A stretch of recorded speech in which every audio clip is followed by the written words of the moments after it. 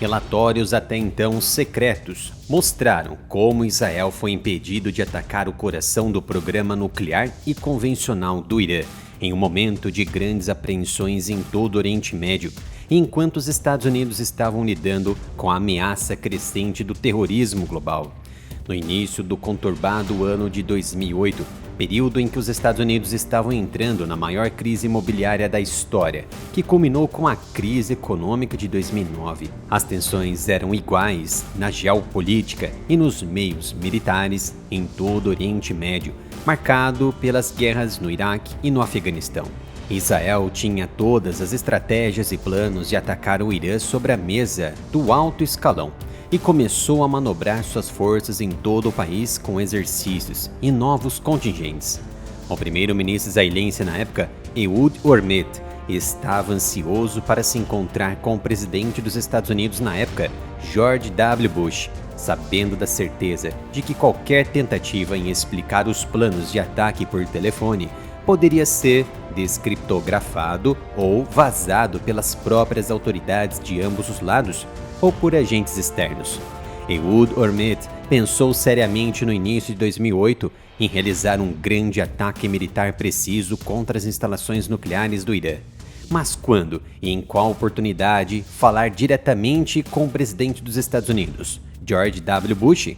O tão aguardado dia veio em 9 de janeiro, quando o presidente Bush ouviu o primeiro-ministro israelense durante a visita americana a Jerusalém, para traçar novas metas e acordos entre as partes sobre a situação em todo o Oriente Médio e pela importância que Israel e Jordânia possuíam na época no combate ao terror. No entanto, Bush, categoricamente em tom ríspido, disse que não apoiaria a iniciativa de atacar o Irã em nenhuma maneira possível, com Bush deixando bem claro a Ehud Olmert que não esperava rever essa visão pelo resto de sua presidência novamente. Após o fracasso da tentativa, Mark Regev, então porta-voz do primeiro-ministro israelense, disse ao público na época que Israel preferia uma solução diplomática para a disputa sobre o programa nuclear do Irã, sem mencionar os planos de atacar o arquirrival com meios bélicos e tampouco a recusa grosseira do presidente Bush. Mas Mark Regev acrescentou no final das falas: todas as opções devem permanecer sobre a mesa. Meses depois, em setembro daquele ano, o primeiro-ministro Olmert apresentou sua renúncia, permanecendo como primeiro-ministro interino, enquanto uma investigação sob suspeita de corrupção estava a todo vapor contra o ministro. No entanto, antes de deixar o cargo, Olmert fez uma segunda tentativa, mesmo com Bush deixando bem claro que não desejaria mais ouvir aquele tipo de conversa. Aproveitando a viagem de Bush a Israel para o 60º aniversário da fundação do Estado, o primeiro-ministro novamente levantou a questão durante uma reunião individual de portas fechadas em 14 de maio, segundo as informações até então secretas da época. Bush tentava, sem sucesso, estabelecer um acordo de paz entre os palestinos de Gaza e os israelenses. Novas explosões e trocas de tiros irromperam na faixa de Gaza em maio daquele ano, e um ministro do gabinete israelense alegou que ganhou aprovação para expandir a atividade de assentamento na Cisjordânia, um desenvolvimento que poderia minar as negociações de paz com os palestinos.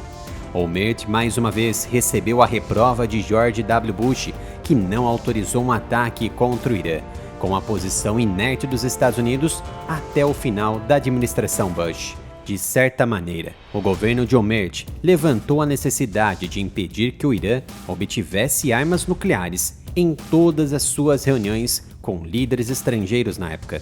Em 2008, Israel, considerado por muitos como o único país com arsenal atômico do Oriente Médio, acreditava que o Irã poderia ter uma bomba nuclear até 2010 e afirmava que uma arma nuclear iraniana ameaçaria a existência do Estado judeu.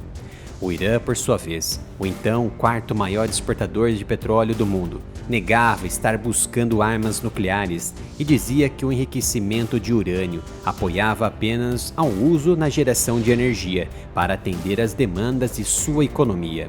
A decisão de Bush pareceu se basear em dois fatores, segundo as informações da época. Uma delas era a preocupação dos Estados Unidos com a retaliação iraniana, que principalmente incluiria ataques a militares e outros funcionários dos Estados Unidos no Iraque e no Afeganistão, bem como a navios no Golfo. A outra era a ansiedade dos Estados Unidos de que Israel não conseguiria desativar as instalações nucleares do Irã em um único ataque, mesmo com dezenas de aeronaves, e que não conseguiria organizar uma série de ataques ao longo de vários dias sem correr o risco de uma guerra em grande escala. No entanto, apesar de nenhum ataque militar contra o Irã na época, os persas sofriam terríveis reviravoltas com o programa de mísseis e o programa nuclear, que em algum momento meio que se fundiram até os dias atuais. É ainda mais interessante observar que grande parte do fracasso se deveu ao alto grau de sabotagem feito pelo próprio Estados Unidos. Desde meados de 2000, a CIA sabotou o programa de mísseis do Irã. Todas as vezes que o país tentava realizar algum teste, falhava gravemente. Os atos de sabotagens aconteciam muito antes dos persas colocarem os foguetes e mísseis para serem testados nos pads de lançamentos. Os agentes secretos criavam empresas laranjas fornecedoras de infraestruturas frágeis e com defeitos para os sistemas persas, e as consequências eram claras. Os foguetes explodiam antes mesmo de sair do chão. Esse é o novo canal Analytics dedicado a assuntos de geopolítica e defesa, e diferente do Área Militar, ainda não sofreu o strike do YouTube. Então visite o canal, se inscreva e ative as notificações.